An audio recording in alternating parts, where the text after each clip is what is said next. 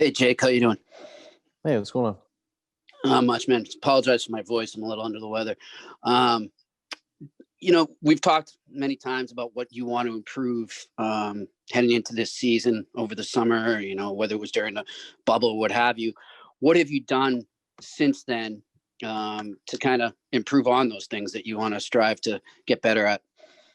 Yeah, I think it just was a focus of training and, obviously with everything going on with certain lockdowns and certain things going on, it was definitely a little more difficult to kind of attack the areas necessarily that I'm used to. But like I said earlier, I think it was around the time I actually signed. I was training and working out and skating a lot, so I really tried to take that time and to get ready, obviously here for camp, and now just moving day to day here and trying to get better every day. And obviously the practices are getting a little more intense. There's a little more 5-on-5 and some game realism today. So looking forward to the rest of it. Charlie Coyle was just talking about everybody kind of chipping in leadership wise, whether it's young guys or older guys, with Z gone and not depending too much on guys like Bergie and Marshy. What have you learned from those leaders, including Z, in your time here, and how would you like to apply it? I've learned a lot, honestly, too much to talk about. It's, honestly, ever since I think it was the first day I was in camp and Z came up and introduced himself, and, obviously going to miss him a lot. He's got so many different, attributes about him that just really define a leader. And, it's one of those things that, you try to take, certain things, certain pieces of advice from him over the years. And, I'm very lucky to be able to play with him and, obviously a Hall of Famer and someone that we all want to strive to be. And obviously he's a different position, but just as a career standpoint, he's the biggest thing that I think that I took from his leadership was just the way that he showed it, just the way every day, how he was always acting. Everybody made everyone feel super comfortable and always did his thing, and just super disciplined and super really just hard work and dedication. I think is the biggest thing with Z. And that's kind of hard to show, I guess, if that makes any sense, but really good leaders do. And that's one thing that I definitely will try to carry with me. And you feel comfortable speaking up now where you are in your career?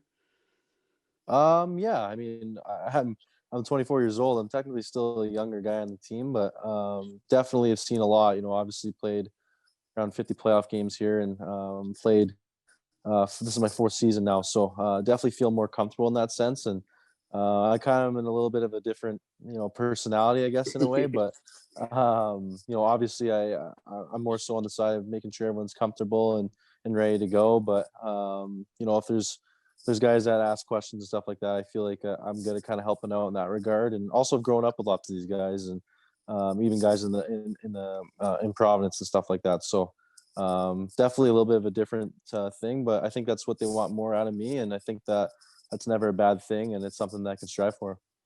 Thanks, man. Go next to Joe Haggerty. Hey Jake, how's it going? Hey, what's up?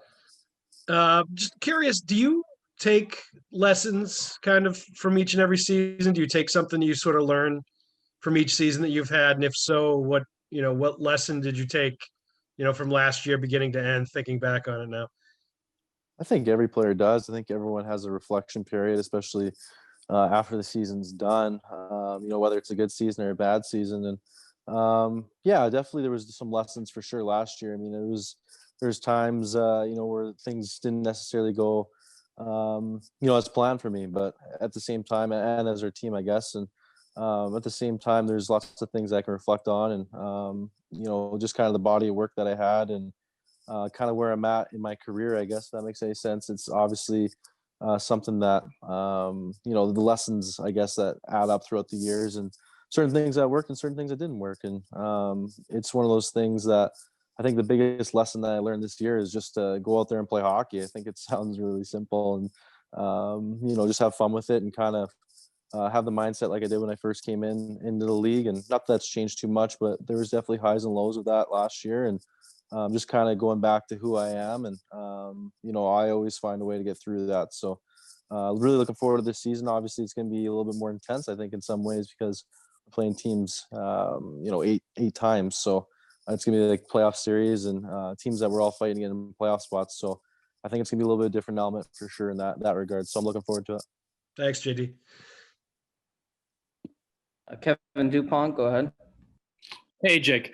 I'm wondering if you can offer some sort of a comparison here between your experience making the team and Nick Wolf, who's coming in here as a college free agent. You know, if I remember correctly, you would have had 2 or 3 development camps, a couple of rookie camps. You get kind of, into the culture of it all. You get to know some. And now here's a kid, he just signs as a free agent. Boom, he's here. I would think that's much harder. Can you kind of compare it to your experience of, if you will, wading into the pool?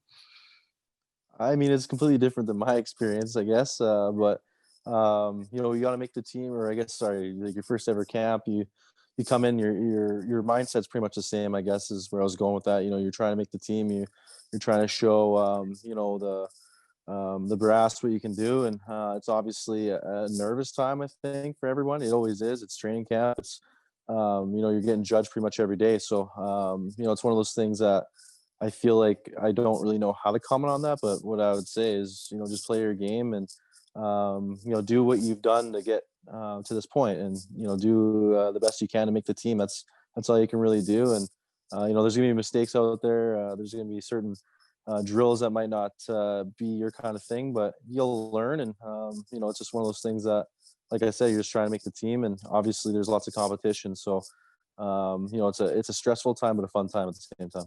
Have you had a chance to look over at him and see him? I don't even know if you're in the same groups here, but do you look at it through the eyes of he must be overwhelmed, or any kid would be overwhelmed?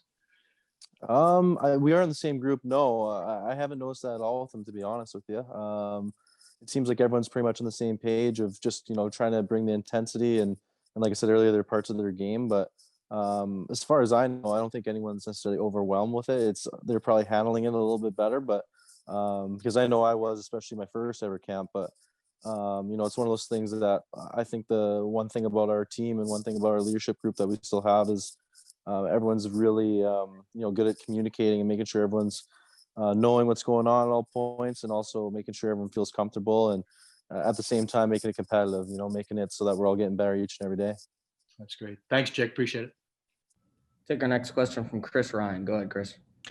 Hey, Jake. You're curious as to what you feel the challenge is going into a season where there's so many unknowns from the COVID standpoint, a significant roster change with no Z and Torrey, the really condensed, not even a preseason, just a training camp.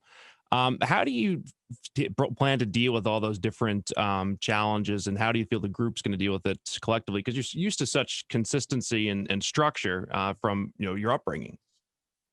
It's definitely different. Yeah, it's definitely something that we're all going through together, I guess. And I guess you can even talk about even before the bubble, even just the fast pace of just kind of getting into the swing of games there was different as well. But I think the best way to kind of attack it is just really use this time to the best of your ability. Use this training camp as kind of your judgment call before going into games. And it's one of those things that, obviously games are different. You're not playing against the same players you practice against every day, but we'll be seeing them a lot. So it's definitely something that we've talked about as a group, and it's kind of just a matter of understanding where your game's at, and trying to get moving as fast as possible in the right way. Like you said, the structure is kind of one of the things that I think we also focused on a little bit today, of just offensive zone stuff, and just trying to get certain pieces back into the feel of a game, because with no preseason, it's definitely going to be a little bit of a weird vibe going into it, but